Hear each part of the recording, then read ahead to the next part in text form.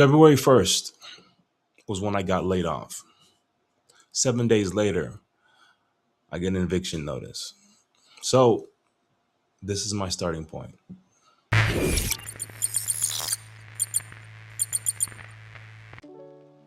going to ramble a little bit. I see too many people online.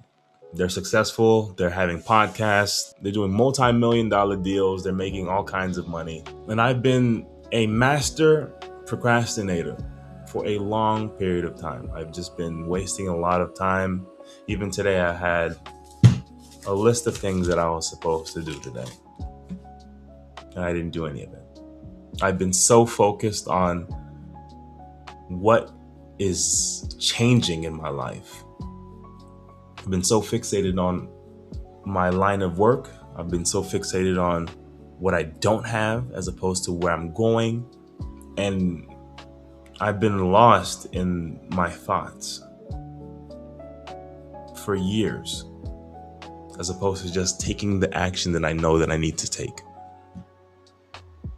And maybe you're like me. Maybe there have been things that have happened in your life that you've thought about to the maximum degree. Like, you've tried to think things through.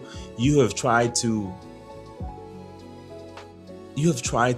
really flesh things out in your mind, trying to see what if this happens, what if this particular thing happens, because you don't want to see any kind of failure for yourself. And I've been there for over a decade. I know what it feels like to struggle. I know what it feels like to be lost in your own thoughts and to think about the what ifs, and if this doesn't happen, this doesn't happen, this doesn't happen. You're thinking that you're playing chess in your mind, but in actuality, you're playing with yourself. You're procrastinating this whole thing, and you know exactly what you need to do. This whole time you've been wasting and wasting and wasting, and you've been going to your 9 to 5. Nothing wrong with 9 to 5s. The job that I had, I truly enjoyed. But you get comfortable. You wait. You think that you can do it another time. You hang around people who are telling you, you know what? I'm going to be in my own life. I think I should be doing this particular thing. I know I can be progressing in this particular field, but I think I'm going to wait on a sign. I think I'm going to just wait on it. I think I'm going to just watch football, watch whatever's in season right now, and enjoy myself, because my time will come eventually. Not knowing that life can be taken from you like that. In a matter of a week, I did not know that this was going to happen to me. Nobody prepares for this type of thing. Can you imagine where you're living your life, you're taking care of what you need to take care of, you found a deal as far as solidifying a place that you can afford, live in California, mind you. You're trying to save as much money as you can. You're living, you enjoy the work that you're doing, and then just like that, your life is twisted and upside down, right?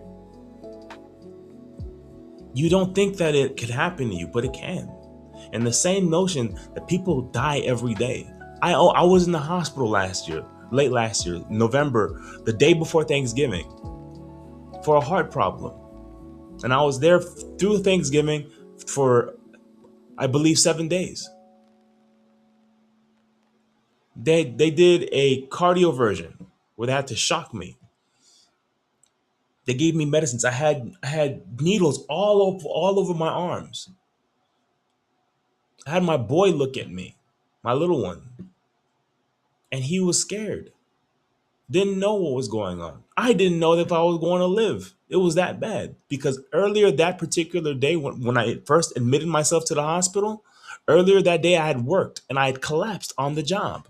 Nobody was around me. I took time to gather myself, and I drove. Mind you, my job, I was a delivery driver. I drove 16 and 24-foot box trucks. Heavy stuff.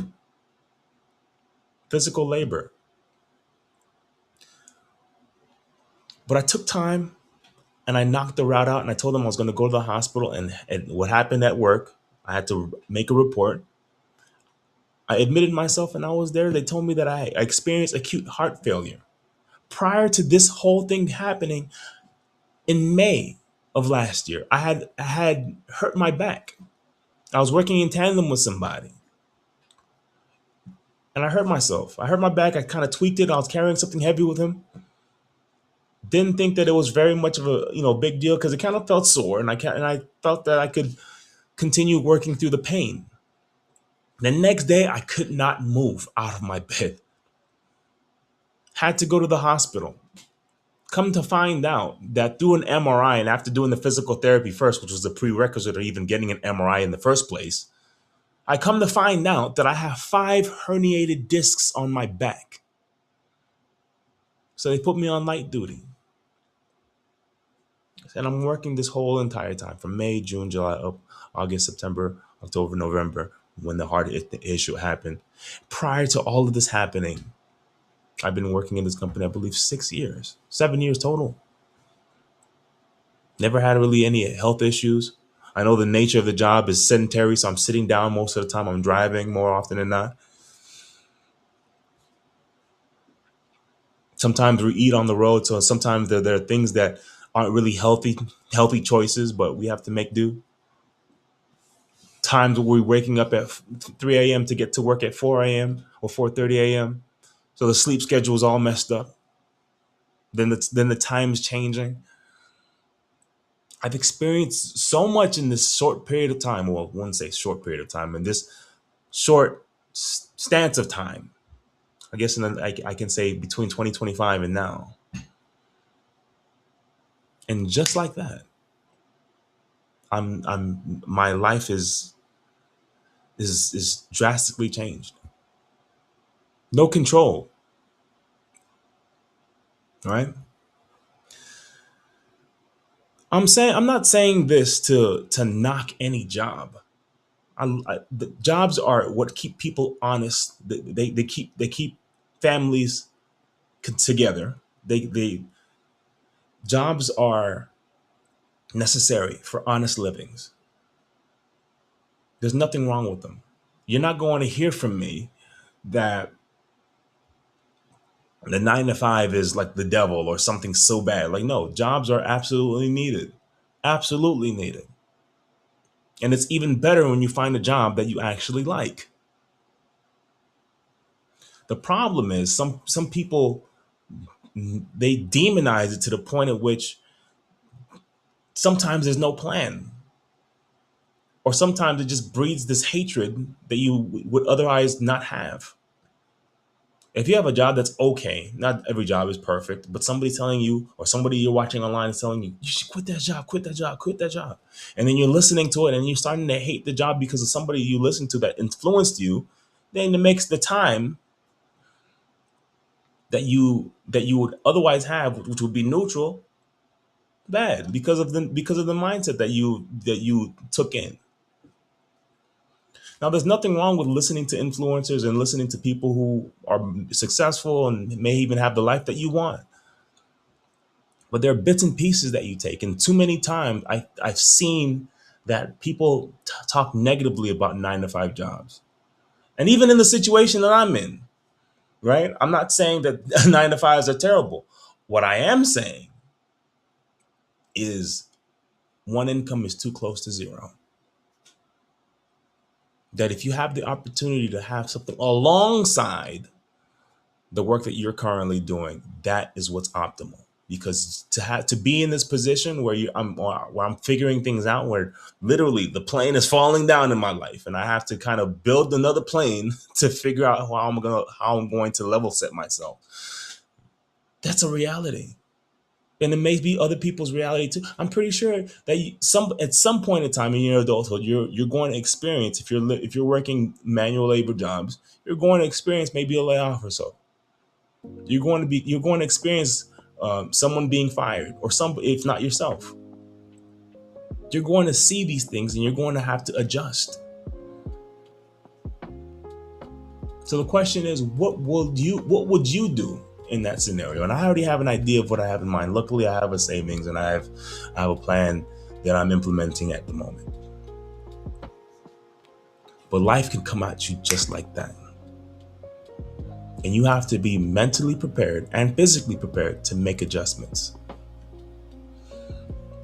I may even have to get another physical job again, not as physical as I had before. And even as physical as that job was, it was one of the most enjoyable jobs I ever had. But this time around, alongside of what I've learned in the past, because in the past I used to do graphic design and I used to do more things on the online space. I did sales, I did door-to-door sales, I did network marketing, I did a little bit of affiliate marketing, I did social media management, I did a lot of these things, and I studied business, online business over time. The only thing that was lacking was implementation. So this time around, I'm going to be doing something different. I know back then I was probably operating around 35%. I was thinking that I was doing something um, consistently, but I really wasn't in hindsight.